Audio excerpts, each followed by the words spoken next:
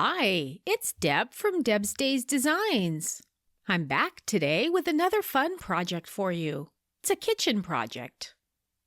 Today we're making a pot holder out of our fabric strips. It's a great way to use up scraps and a great way to brighten up your kitchen.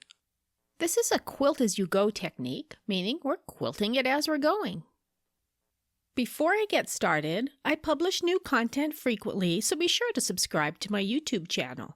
And check out my Etsy shop, Deb's Days Designs. That's where you'll find the written version of this project with step-by-step instructions, photos, the fabric and batting measurements, and a link to this video tutorial. Alright, let's get this project started. Along with your regular sewing supplies for this project you'll need fabric strips in varying lengths, a backing fabric, a piece of fabric for your hanging loop if you want one.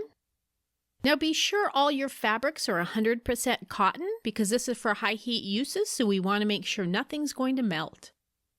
First, place the backing fabric with the wrong side facing up.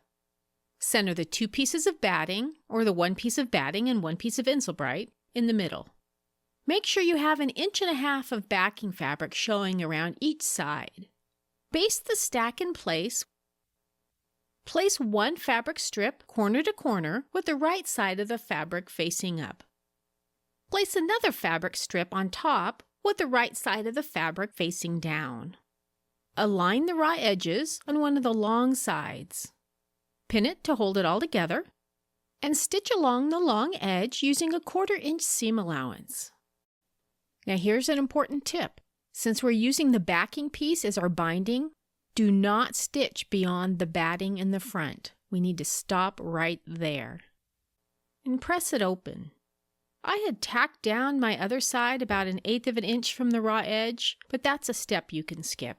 You ever have one of those projects where you say, oops, I didn't mean to do that, but you're so committed you're not undoing it? Yeah, that's where I'm at. So just pretend you don't see those stitches. Place another fabric strip on top with the right side of the fabric facing down. Align the raw edges, pin it to hold it all together, and stitch along the long edge using a 1/4 inch seam allowance. And press it open. Continue adding strips and stitching together until you get to the edge of the fabric. And then repeat the steps on the other side. Now remember, do not sew past the front and batting's edge.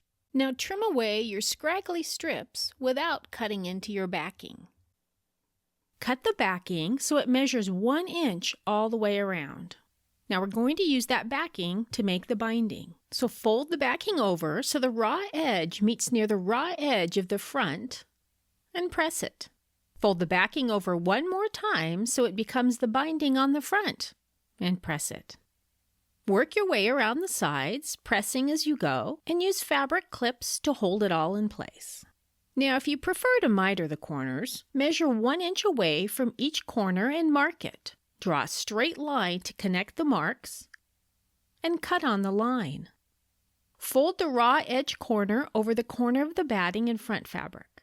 Press it. Fold one of the sides so the raw edge of the fabric meets near the raw edge of the batting and press it. Fold the backing over one more time so it becomes the binding, and press it. And do the same on the other side.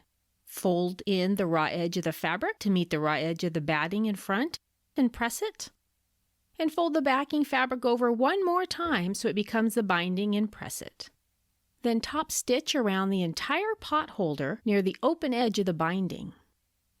If you want to add a hanging loop, take your fabric strip and fold both ends under 1/2 inch and press it. Fold the strip in half lengthwise with the wrong sides of the fabric facing each other and press it to make a crease. Open it back up. Fold one side to the midpoint crease and press it. Fold the other side to the midpoint crease and press it. Fold the entire piece over and press it. Top stitch all the way around about 1/8 inch from the edge. Now fold the fabric strip in half to make a loop. Pin the edges of the loop to the back of the pot holder and stitch it in place. And just like that, just that easy, we have another kitchen project we made with fabric strips. If you'd like to see more projects like this one, don't forget to subscribe to my YouTube channel. And check out my Etsy shop, Deb's Days Designs, for plenty more sewing and crafting projects. See you next time with another project.